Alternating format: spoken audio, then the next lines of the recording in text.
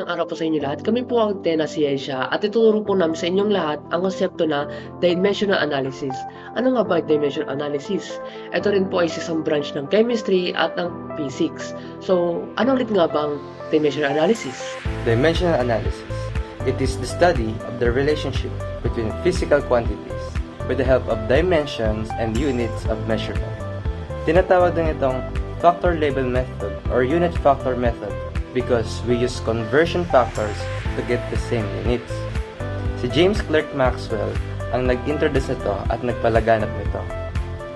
Ito naman ang konsepto na malalaman natin is about fundamental dimensions. Ano nga ba ang fundamental dimensions? Ito po ang mga basics or basic dimensions na ginagamit sa dimensional analysis katulad ng mass, time, and weight at marami pang iba katulad ng length, mass, time, electrical current, temperature, amount of substance, and luminous intensity.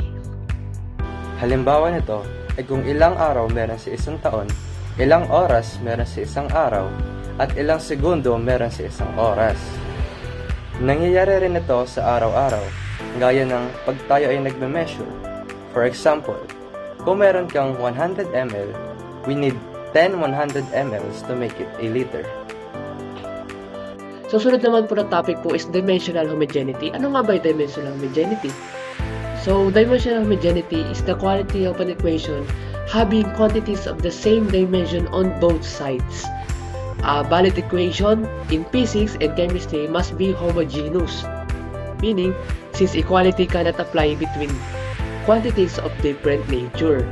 This can be used to spot errors in formula or calculations. Madali natin itong malaman, matandaan rin. At kasing halaga ito sa mga solusyon na gagawin natin sa calculations, formula, etc.